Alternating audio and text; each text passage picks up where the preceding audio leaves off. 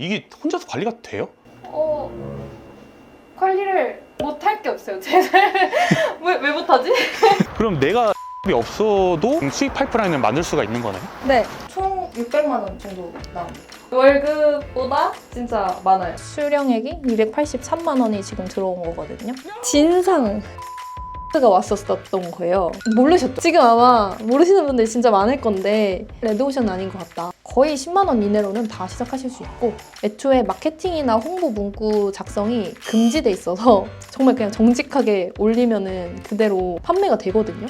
월급 많이 받았어요. 진짜 상여금까지 쫙 통장에 들어오면 거의 900 가까이 됐었고, 친구들도 이제 경력이 쌓이고 하면서 그런 걸 보니까 그땐 불안했어요. 두 번째 회사를 퇴사했을 때. 아직도 헤매고 있는 것 같아요, 저는. 아직도. 왜냐면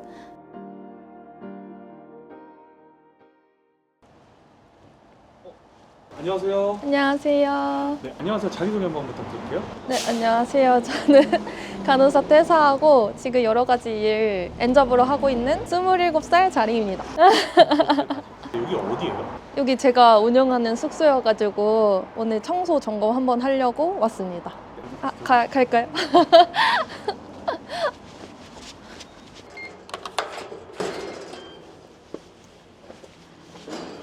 이렇게. 근데 일반 주택 같은데 맞아요. 주택에서 하고 심지어 반지하예요. 반지하고, 잠시만요. 자, 지금 나가셨는지 한 번만 확인해 볼게요. 예, 바로 신발장도 없어요. 신발장도 없어요? 그래서 바로 네. 신발장. 네, 조금 생각보다 오늘 바로 방금 퇴실하신 그런 숙소여가지고. 네. 화장실 청소 같은 것도 직접 이렇게 다 하시네요? 화장실 청소, 네. 할 때 많아요. 입주할 때도 청소 많이 해야 되고. 간호사 퇴사하고 지금 여러 가지 일을 하고 계시다고 하셨잖아요. 네. 그러면 이게 지금 본업인 건가요?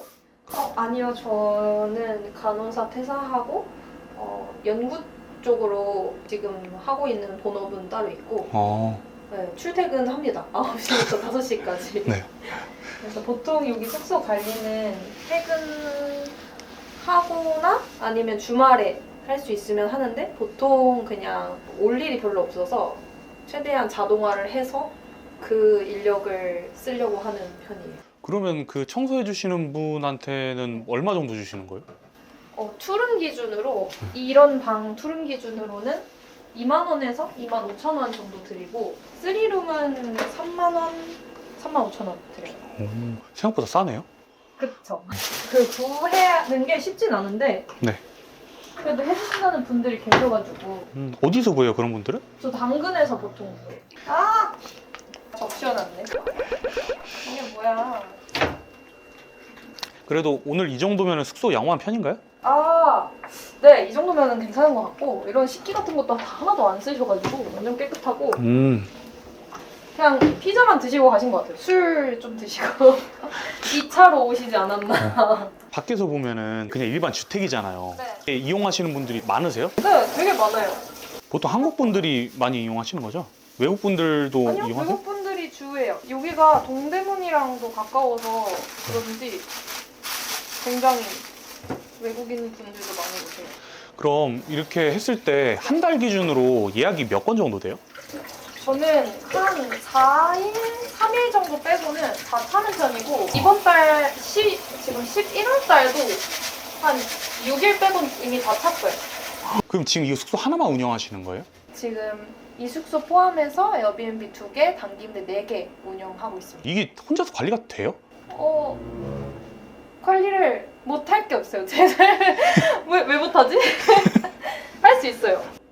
오, 직접 다 이렇게 만드신 거예요? 네, 그렇죠. 침구류 세팅하는 거랑 싱크대, 가정가구 막 이런 것도, 그리고 또 외국인 학생이 알바할 때도 있어서 영어로도 써놓고. 매뉴얼 같은 거 만드는데 얼마나 걸리셨어요? 근데 이게 처음에 만들 때는 힘들지, 이게 이전에 썼던 거 계속 이제 조금씩 숙소에 따라서 업데이트만 하면 되니까, 그냥 숙소 왔을 때 좀 사진 찍어 놓고 그 세탁기도 이런 거 처음 사용하시면은 어떻게 사용하시는지 건조 어떻게 하는지 모르니까 그런 것까지 다 찍어가지고. 그러면 월에 수익이 총 얼마나 나오시는 거예요? 단기 임대는 평균적으로 하나당 60 정도 잡거든요. 그래서 4개 하면 한 240, 250 정도 나오고, 에어비앤비는 평균적으로 뭐 잘 될 때는 200까지 나오고 안 될 때는 150 이 정도인 것 같아가지고 총 600만 원 정도 나옵니다. 그럼 월급보다 훨씬 많네요, 이게? 네, 월급보다 진짜 많아요. 저는 평범한 직장인이어서 그냥 평범하게 벌지만 이제 부수입으로 좀 많이 벌려고 노력을 하고 있습니다. 건조 잘 되고. 아 그래요? 아 거긴 건조기가 잘 돼요. 되고. 이리로 갈게요. 저 이쪽에서 잡았어요. 이쪽에서? 네. 왠지 얼굴이 더 자신 있으신가 보군요. 아 뭔가 편해요 이게. 저 집을 직접 매매를 하신 거예요? 아니요. 월세 지금 주고 하고 있고 전대차 동의 받아서 운영하고 있습니다. 그러면 뭐 법적으로는 뭐 크게 문제는 없는 건가요? 다 구청에 허가 받고 사업자를 내고 하는 거여가지고 법적으로는 문제 없습니다. 그럼 내가 내 집이 없어도 수익 파이프라인을 만들 수가 있는 거네요? 네, 그렇게 해서 계속 늘려가신 거구나? 그쵸. 완전 민망하군요. 내가 날 찍을 때랑 되게 다르네요.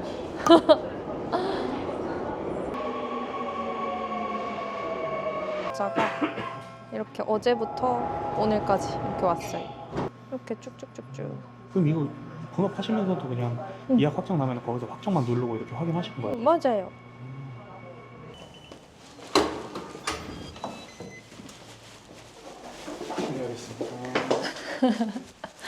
안녕하세요. 별거 없지만 제 방이고요. 여기서 보통 부업도 하고 유튜브도 찍고 그럽니다. 방이 되게 깔끔하네요. 일하고 싶어야지 일을 하니까. 그 에어비앤비도 하시지만 아까 단기 임대도 하신다 그랬잖아요. 네. 차이점이 있어요? 일단은 플랫폼 자체도 다르고 에어비앤비랑 단기 임대의 가장 큰 차이점은 일수, 박수로 보는데 에어비앤비는 최소 숙박 단위가 1박이고 단기 임대는 최소 숙박 단위가 일주일이에요. 그리고 단기 임대는 임대업으로 보고 에어비앤비는 숙박업으로 봐서 그런 차이가 있습니다. 단기 임대는 전대차 동의 받은 매물이면은 집주인한테 내가 임대를 했지만 거기서 내가 또 임대를 한다 해서 그렇게 전대차 동의를 받으면은 바로 플랫폼에 올릴 수 있고 그에 비해서 에어비앤비는 구청의 허가를 받아서 사업자를 내야 등록이 가능합니다. 그럼 아까 에어비앤비 숙소 하나 세팅하는데 네. 시간이 어느 정도 드셨고 뭐 단기 임대 같은 경우에는 뭐 시간이 어느 정도 드는지 이런 것도 좀 궁금하거든요. 단기 임대는 딱 매물 구하고 계약 딱 하면은 일주일 안에 가능합니다. 바로 세팅하고 저는 단기 임대는 하루만 해도 사실 다 세팅할 수 있다고 생각하는 편이어서 그런데 에어비앤비는 딱 계약하고 구청에 실사 넣고 이런 것만 봤을 땐 한 일주일 정도고 근데 그에 비해 인테리어까지 들어가게 되면 인테리어는 이제 방 상태에 따라서 다 달라요. 인테리어도 그럼 직접 다 하셨던 거예요? 네. 페인트 칠도 다 하고 어디 바퀴벌레도 너무 심하게 나와가지고 거기는 방역까지 막 다 벽지 다 뜯고 방역하고 해가지고 다시 페인트 칠하고 미장까지 하고 해가지고 다 셀프 인테리어 했습니다. 어떻게 하셨어요? 간호사 출신이셨는데. 요즘에는 유튜브에 다 나와요. 유튜브 그냥 유튜브에 진짜 인테리어 하는 거 워낙에 잘하시는 분들이 다 알려주셔가지고 인테리어 다 할 수 있고 또 배송이나 그런 자재 구하는 것도 쿠팡에 또 엄청 빨리 와요. 쿠팡에서 시키면. 그래서 다 초보자도 할 수 있어요. 처음 시작하는 사람 입장에서 만약에 내가 공간 사업을 하고 싶어 라고 했을 때 어떤 거를 먼저 시작하는 걸 좀 추천하세요? 저도 단기 임대부터 시작을 했어가지고 단기 임대가 인테리어 난이도도 좀 낮고 일단 단기 임대는 보증금이 보통 1,000만 원 정도면 되고 그리고 인테리어 비용도 전 진짜 당근이랑 다이소 많이 이용해서 110만 원으로 처음에 했었거든요. 네, 2인 기준으로. 에어비앤비도 사실 비슷해요. 에어비앤비도 1,000만 원인데 근데 그에 비해서 인테리어 비용이 확실히 좀 들다 보니까 그래도 최소 그래도 300 정도는 있어야 좀 예쁘게 세팅을 할 수 있지 않을까. 저는 450만 원 정도 드리긴 했는데 에어비앤비 막 메시지 온다고 하셨잖아요. 네. 그거 어떻게 관리하는지 좀 보여줄 수 있어요? 에어비앤비 사이트 들어가면 이게 처음에 들어가면 게스트 모드인데 저는 이렇게 호스트 모드로 전환해가지고 이렇게 달력 보면은 예약 차 있는 거 볼 수 있어요. 이게 이렇게 아까 해서? 봤던 숙소가 지금 이렇게 차 있어요. 11월이 이렇고 12월이 이렇게. 그리고 다른 숙소는 지금까지 다 거의 풀박이었고 와. 이때까지 풀박이고 지금 여기는 3월 다 차 있고 여기 2026년까지 차 있네요 지금. 네, 보니까. 6월도 7월도 차 있어요. 와. 그래서 좀 장박 위주로 좀 받으려고 하다 보니까 네. 가격을 비싸게 설정을 안 해서 그런지 음. 그래도 잘 차 있는 편인 것 같고 이제 여기서 메시지 보면은 폰으로도 확인할 수 있고 이렇게 여기서도 확인할 수 있는데 그냥 이렇게 이런 규정 같은 것들. 맞아. 저도 에어비앤비 이용해 보니까 네, 이런 처음 예약하면 이런 메시지들이 오더라고요. 네. 그럼 메시지들은 뭐 기준 틀 같은 게 있나요? 규정을 안 정해 놓으면은 사건이 생겼을 때, 일이 생겼을 때 방어하기가 힘들어서 최대한 규정을 빡세게 해서 9시 이후에는 조용히 해야 되고 또 외국인들은 신발 신고 들어오는 외국인들이 진짜 많아가지고 그래서 그래서 그걸 꼭 남겨놔야 나중에 이제 에어비앤비에서 에어커버라고 물품이 파손되거나 손상되었을 때 보상해주는 시스템이 있는데 그거를 할 때도 나는 이렇게 신발을 다 신지 말고 들어오라고 고지를 했는데도 불구하고 다 신고 들어왔다 이렇게 해서 에어비앤비를 통해서 보상금을 또 받을 수 있고 해서 최대한 좀 빡세게 해놓는 게 좋은 것 같습니다. 우리가 흔히 말하는 그 진상 손님들이 있을 거 아니에요. 진상이죠. 진상이었죠. 왜냐면 일단 제가 운영하는 숙소에 경쟁 호스트가 왔었던 거예요. 제 동네, 옆 동네 호스트가 이제 제 에어비앤비를 이용을 했는데 이용을 하고 완전 악성 후기를 남긴 거죠. 별점에 엄청 예민한데 이게 별점이 5점이 만점인데 그게 3점. 사실 4점도 진짜 좀 쉽지 않은데 그 3점을 주고 막 어디서 막 악취가 난다 막 이런 식으로 되게 악플을 남기셔가지고 제가 그것 때문에 엄청 스트레스를 받았었는데 그래도 저도 이런 거에 가만히 있는 타입은 아니어가지고 제가 최대한 전후 그 게스트들한테 증거 확보해가지고 그대로 에어비앤비 규정을 확인해서 이 규정이면은 이 후기를 삭제해줄 수 있겠다 하는 걸 열심히 찾아서 그런 증거 확보랑 여러 가지 막 억울한 상황을 다 얘기하고 경쟁 호스트라는 점도 얘기해서 결국에는 그 후기를 삭제했어요. 왜냐면 후기 삭제를 진짜 안 해주거든요, 에어비앤비가. 근데 그래도 이렇게 하는 방법이 있습니다. 그래서 그것 때문에 스트레스 받았던 적은 있어요. 단기인데도 사람들이 내 숙소를 이용을 하려면 그런 소통할 수 있는 플랫폼 같은 게 있어야 되잖아요. 어떤 거를 활용할 수 있는 거예요? 저는 보통 33M2를 활용하고 좀 제일 직관적으로 편하다고 생각해서 그리고 제일 많이 게스트들이 이용하기도 하고 그 외에도 뭐 엔코스테이나 리브애니웨어나 요즘엔 진짜 플랫폼들이 많아가지고 네, 그 중에서 다 이용하셔도 되고 저처럼 33M2 위주로 이용하셔도 될 것 같습니다. 그 중에서 뭐 제일 추천하는 게 있으면 어떤 게 있을까요? 저는 33M2를 제일 추천하는데 근데 요즘에 엔코스테이가 또 괜찮더라고요. 엔코스테이는 이게 타겟이 달라요. 33M2는 완전 거의 국내 한국인들 위주고 엔코스테이는 어플 자체가 다 영어로 돼 있고 외국인 친화적이어서 외국인 수요가 많아서 만약에 한다면 그 두 개를 잘 활용하는 게 좋은 것 같고 또 엔코스테이가 살짝 단가가 좀 더 높더라고요. 그래서 네, 두 개 같이 이용하시면은 두 수요를 다 잡을 수 있어서 적합한 것 같아요. 지금 숙소를 여러 개 운영하시니까 네. 그만큼 수익이 각자 다 다르다고 하셨잖아요. 네. 이거 한 번에 뭐 관리하시는 그런 건 없어요? 매출표요? 저 그런 거 잘 안 만들어요. 그냥 상관없어요. 그냥 찍히는 대로? 네, 저는 그러니까 엄청 꼼꼼한 사람이 아니어가지고 사실 그거를 다 그냥 수익이 확실히 된다고 생각하면은 그걸 굳이 확인하진 않고 근데 그냥 이렇게 보면은 정산에서 확인할 수는 있는데 이걸 보면은 이렇게 수령액이 283만 원이 지금 들어온 거거든요. 한 달 들어와 있는 거잖아요. 12월 10일에 입주해서 1월 6일에 퇴실을 하는 건데 지금 205만 원이 저한테 들어오는 거고 요 중에서 월세 88만 원이랑 관리비 20만 원 정도 빼면은 거의 100만 원 들어오네요.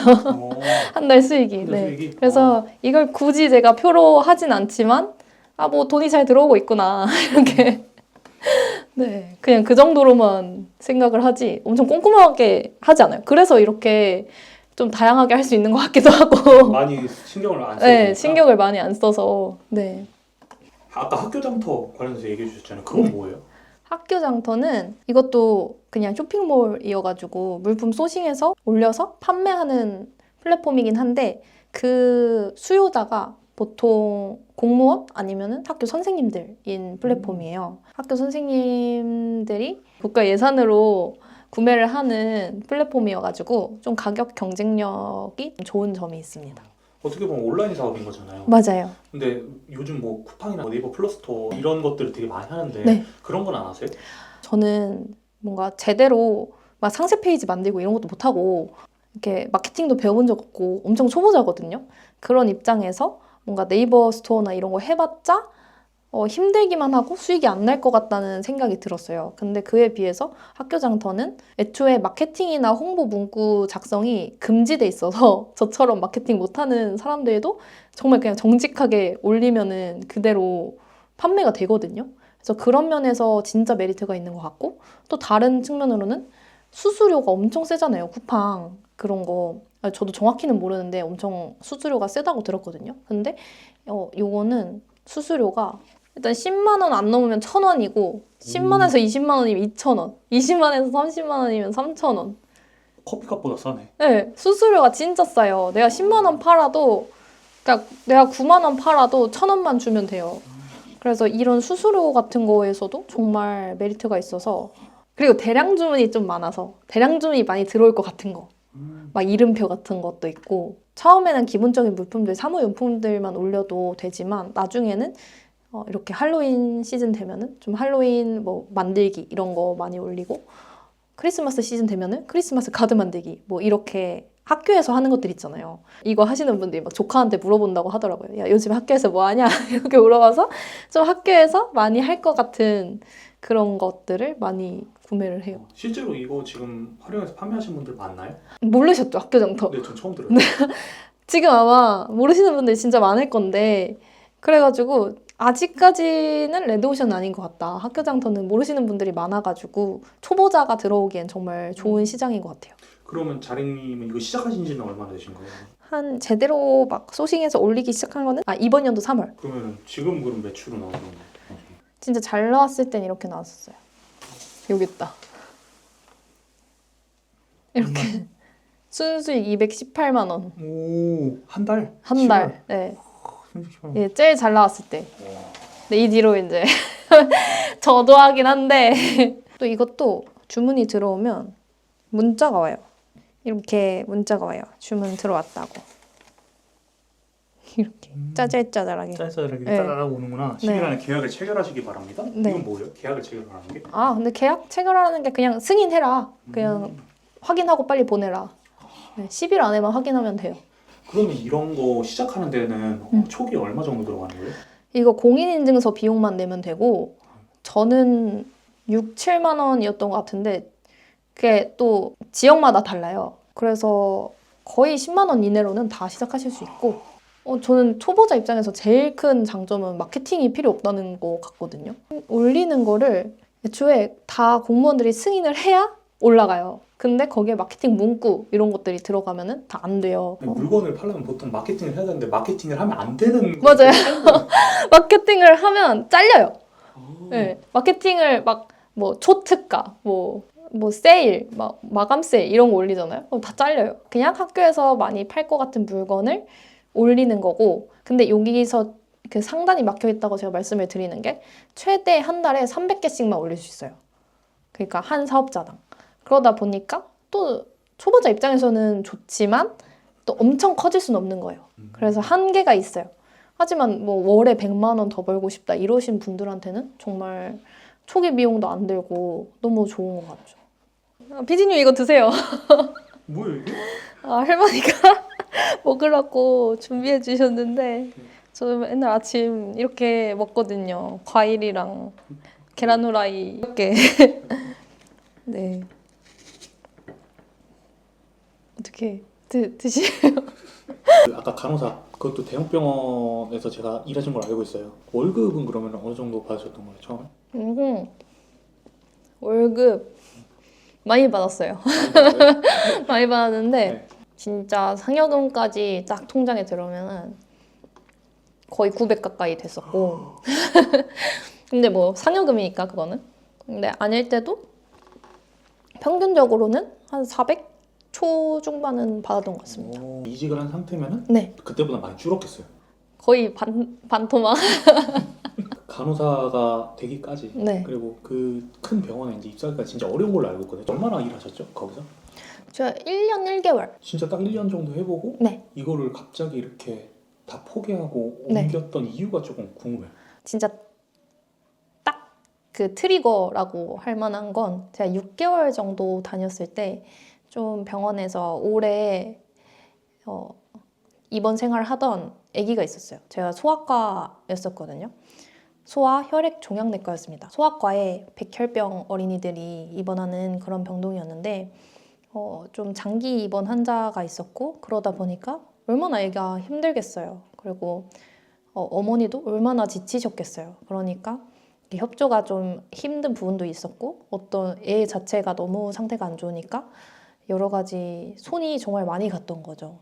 거의 그 6개월 내내 있었던 것 같은데 그냥 너무 힘이 든 상태였었는데 그러다가 이제 어느 날 이 아기가 사망을 하게 됐었어요.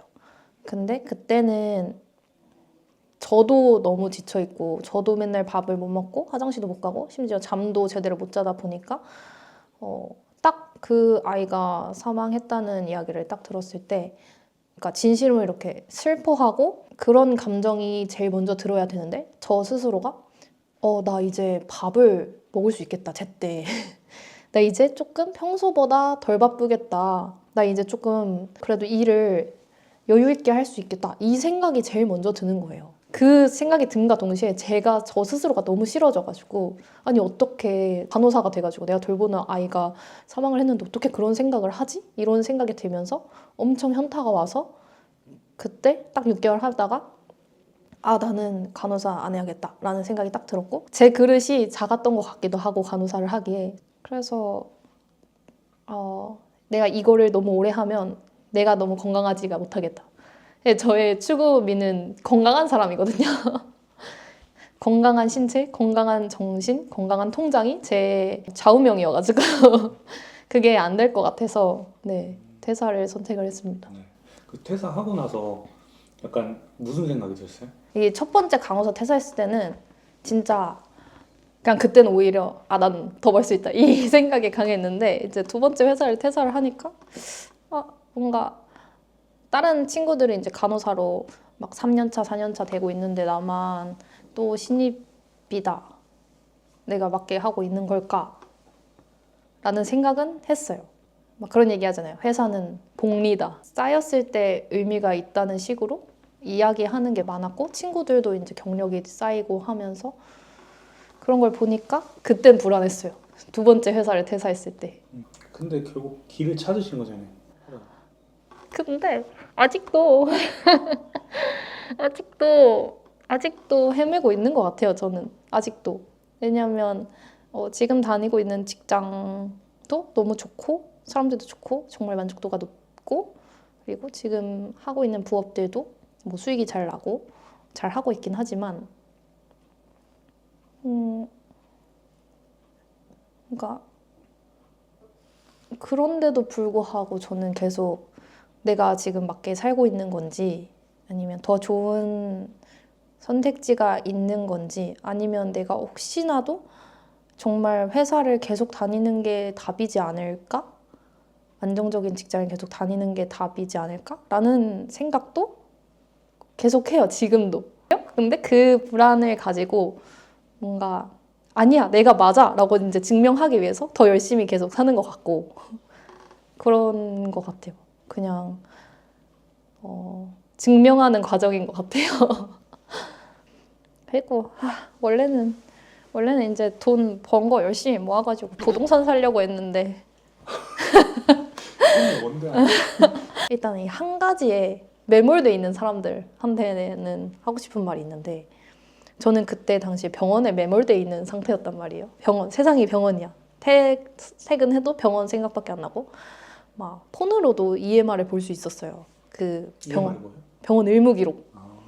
그래서 이제 뭐 어떤 환자가 왔네, 어떤 환자가 갔네, 내가 이 환자 보겠네 이런 식으로 되게 매몰돼 있어서 무서우니까 그렇게 매몰되어 있었는데 그런 분들이 되게 많을 것 같단 말이에요. 뭐 한 가지에 매몰된 사람들이. 근데 조금만 거기서 한 발자국 나와서 세상을 좀 넓게 보면은 세상에 돈을 벌 수 있는 길도 많고 내가 이거 아니어도 할 수 있는 게 진짜 너무 많으니까 너무 그 한 가지가 직장이 됐든 뭐 다른 게 됐든 거기에 매몰되지 않았으면 좋겠다는 생각이 들었어요. 자르님이 진짜 이루고 싶은 게 뭐예요? 최근에는 약간 요양원을 하고 싶어가지고 근데 이거는 요양원 얘기하면 살짝 그렇네. 이렇게 요양원도 저는 부동산 생각으로 봐가지고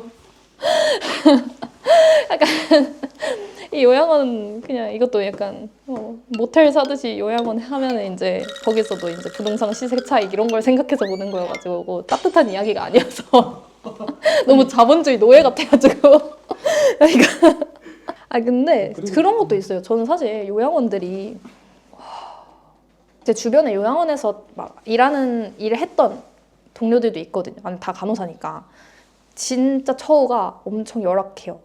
진짜 건강하시던 분들도 요양원 들어가면은 되게 안 좋아지시는 분들도 많고 애초에 보호자가 볼 수도 없고 그 병원은 너무 폐쇄적으로 관리를 하다 보니까 진짜 엄청 처우가 열악하다고 들었거든요. 뭐 간호사 한 명이 막 진짜 30명 막 이렇게 보고 그래서 그런 거에 대해서도 안타까움을 느끼고 그래서 나중에 좀 더 내가 요양원을 직접 운영을 하게 되면은 여기서 관리를 내가 잘 하는 요양원을 만들면 내 가족들도 이 요양원을 이용할 수 있으면 너무 좋겠다. 그 정도의 요양원을 만들 수 있으면. 사실 근데 이게 현실적으로 힘들어서 아마 지금 요양원들이 다 그렇게 못하고 있는 걸 텐데 일단은 생각은 해보고 있어요. 그래서 지금 제가 말씀드렸던 건강한 통장이 진짜 중요하다고 계속 얘기를 하는 거고 그래서 돈을 일단은 열심히 벌고 있습니다.